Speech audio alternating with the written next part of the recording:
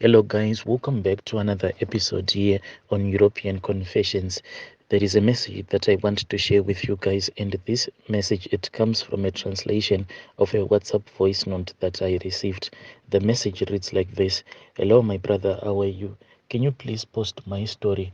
My story goes on like this.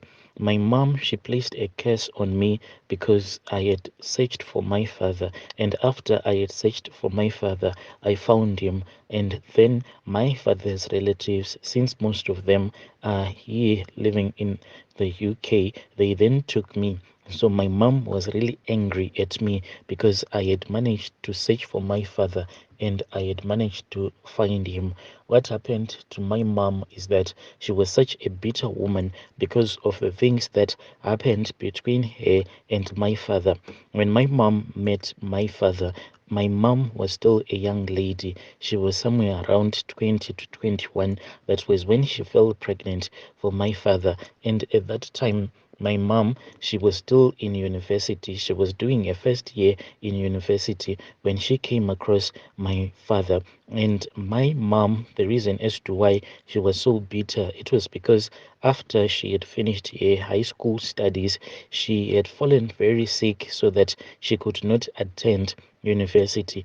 And when she was somewhere around 19 to 20, that was when she met my father in her first year of university. Then she fell pregnant for my father, and her relatives, they were really disappointed in my mom because this was like her chance to get into university.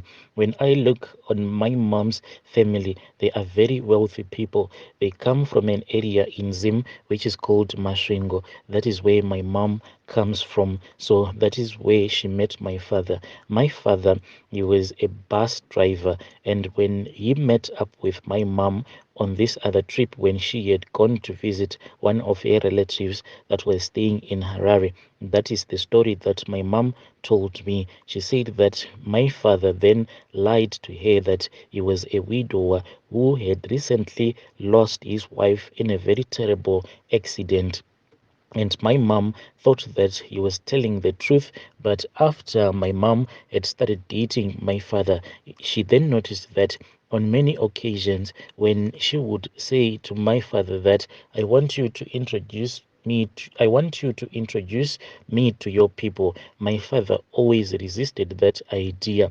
It was only after my mom had fallen pregnant for my father that was when she found out that my father was a womanizer, because there was this other trip that my father had, because my father was driving those buses that used to travel between Masvingo and Harare, sometimes even going to Page Bridge. So my mom had heard that my father was dating this other woman at the bus rank. She went there and she spoke with that woman, and she told that lady that she was pregnant for my father and she just wanted to know the truth.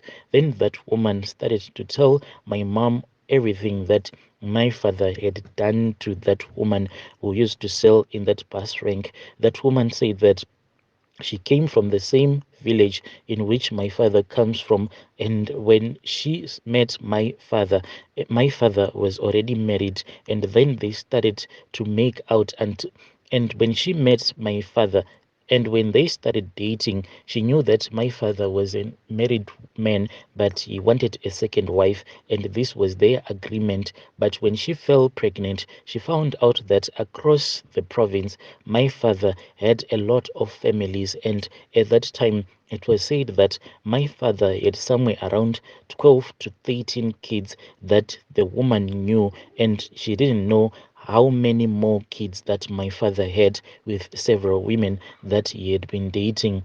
When my mom heard all of this news, she said that that is when her bitterness towards my father started. When my father pulled into the bus rank, and when she saw that the two women that he had been sleeping around with, they had finally met, then my father said that he wanted to have three wives, and he came clean on that day to my mom that indeed he was married and he had a very big family. but he loved my mom the same way that he loved his first wife, and the same way that he loved that woman who had told my mom all about my father's secret. My mom then went back and she told people that a man who had made her fall pregnant wanted to make her to be a third wife. Since my mom comes from a very wealthy family, they refused. They said that they didn't want my mom to have anything to do with my father again. In fact, my grandfather, who is my mom's father, went and reported this matter to the police. It was just unfortunate that it was said that my mom, since she was above 18, it could not be a case whereby she was abused by my father, because when they entered into that relationship, they had promised each other that they were going to marry each other. It was only that my father was a womanizer, so one could not be arrested for being a womanizer. And this made my mom to be more bitter, because if my father had been arrested, she told me this, she said, if your father had been arrested, at least maybe I would have gotten peace of mind. But when the police refused to open the docket, that bitterness kept on growing. And at the same time, the pregnancy that I was carrying, it kept on growing. So from there on, there was no longer any communication that was there between my father and my mother. And since my mother had never been introduced to any of my father's relatives, the only relative that my mom knew was this other uncle of my father, but they had only spoken once at the bus rank. And my mom said that when she gave birth to me, she had totally forgotten and abandoned that relationship that she once had with my father. Even my birth certificate, it is written that my grandfather is my father and my grandmother is my mother. So I just grew up like that. And when I was growing up, I even thought that my grandfather was my father, because my mom, she was really young and she was still furthering her education. And after that, she then got married. When she got married, there was an issue, because the husband that she got married to, it was like he didn't accept that my mom had a children and before they had gotten married. So my mom was forced to abandon me. So it was not like she was not taking care of me. She was staying with her husband in the city. Here and there, she would just bring me clothes and stuff like that. And not like my grandparents were not being able to take care of me. I got everything that I wanted from a very young age. In fact, so many times that my stepdad and my mom, they used to come and they would be given money by my grandfather because he was really wealthy, but I just needed mother's love. But my stepdad failed to accept me. It was like when they got involved in with each other, he had lied to his relatives that my mom was still a complete woman and she had never given birth before. So they just kept me as a secret. It really pains me even up until today that I do not have any bond with the children that my mom gave birth to after she had moved in with her husband, who is my stepfather. So when I was all grown up, that was when one day my grandmother told me that, in fact, she was not my mom, but the woman that I used to call Ceci was the one who was my grand the woman that I used to call Ceci was the one who was my mother. And from there on, I started to understand everything that was going on. Each and every time when my mom would bring my siblings, it was very hard for me to click with them, because when I would be looking at them, I felt so jealousy because they were getting all of our mother's attention and I was not getting anything. When I was all grown up, I went to university, and after university, I started working. When I was working, that was when Facebook came into the arena. I also joined Facebook, and when I was on Facebook, since I knew my father's surname, that is all that I knew. I started searching and searching until I came across this other man. At that time, he was staying in South Africa before he had moved to the UK, who later turned out to be my brother. He also had his mother who was impregnated by my father. And when I spoke with him and I told him my story, he was really happy. He then told me that he knew where my father was. All of this, we did it in secret. On the trip where he had came to Zim, I lied to my parents and I told them that I wanted to go to this other village, which is called Bikita. That is where my father was residing. When we went there, my father was really happy and he introduced me to the rest of the relatives. And after that, I returned back and I started staying with my grandparents. For many, many years, I kept this relationship that I was now having with my father and his relatives as a secret from my mother until I had moved out of the country for a brief period of time. I traveled to South Africa and I stayed with my brother. And after that, that was when my father's relatives who were in the UK started saying that they wanted me to come and join them here in the UK. So for me to process these papers, at least I needed to inform my grandparents. I went back home and I informed them that I was about to migrate from Zim going to the UK. So they were very curious because they wanted to know who was going to fund the trip. My grandfather, he was able-bodied to fund me the ticket and everything, but they were just curious because at that time I didn't have like a regular job. That was when I came clean and I told them that for many years I had managed to track down my father. So at the place where I was going to, I'll be staying with my brother and some of my father's relatives who were now residing in the UK. When I told them this news, they called my mom, and when my mom heard this story, she started to cry. But I then told her that it is the same because I grew up not having any kind of bond with you. So that is why I ended up searching for my own father. Instead of her trying to understand my situation, that was when she cursed me. She said that even if you go to the UK, you are going to come back to Zim without having achieved anything.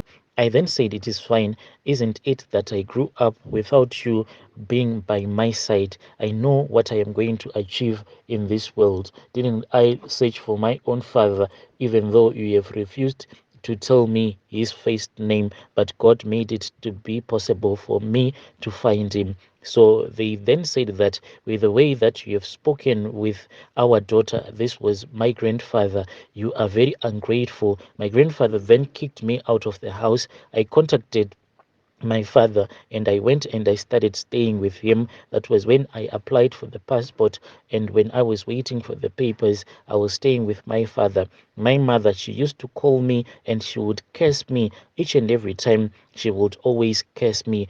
And in our culture, there is this saying whereby when a mom gets really angry, in our culture, there is this saying whereby a mother, if she gets really angry, if she gets angered by one of her child, she can say that if I hit my breast onto the ground, then you are going to suffer. That is what my mom used to tell me. So at that time, I never thought that the curse was going to affect me.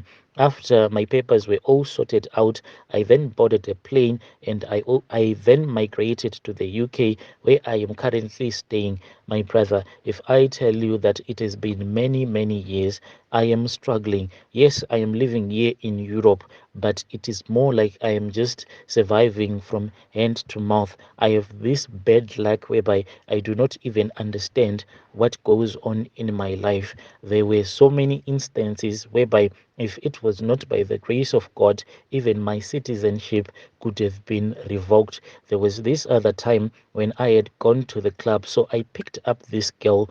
Me and her, we were both drunk, and the next morning when we woke up in her bed, that was when she said something that scared me. She said, who gave you the permission to sleep with me? You know, that girl, even though she didn't go ahead by like reporting me. If she had gone to report me, I think that they would have revoked my citizenship. And I know that it is all by bad luck that made her to want to go and report me as if I had abused her. Yet me and her, when we had met at that club, we had that agreement that at the end of the night we were going to be at her place so that we can enjoy the kind of connection that had developed between the both of us. But in the morning, it seemed as if she had forgotten what we had discussed the previous night. It took a very long time, and if it was not for the intervention of her parents as well as the intervention of my relatives that I am staying with here, I think that I was going to rot in prison. And this lady, she was not even understanding. No matter how hard our relatives tried to intervene, you could see that it was like there was something that was pushing her so that she can just report me, even though there was no evidence of abuse, because me and her, we had agreed that we were supposed to do this as people who had met at a club. But she was claiming that she had made that decision when she was drunk. My brother, even now, I am still facing a lot of misfortunes. Recently, my elder brother, he had given me his other car, and he had told me that he wanted me to run on some errands. And whilst I was pulling out of the mall, then I had a collision. The car right now, my brother, it is a written off, but that collision, it was not a very big one. But if you look at my brother's car, the one that I was driving, you would think that maybe I had an head-on impact with a haulage truck. That is the kind of bad luck that I am facing. And as for my mom, now she has even refused to speak with me. She just blue ticks my messages. The last thing that she did, the last time that we spoke, it is just that she cursed me. She just said that if you are the child that I went into labor and gave birth to, you are going to return back to Zim without having achieved anything. Your life is here in Zim. So it hurts me a lot to start thinking like I have to travel back to Africa and start afresh. Your dear listeners, right there was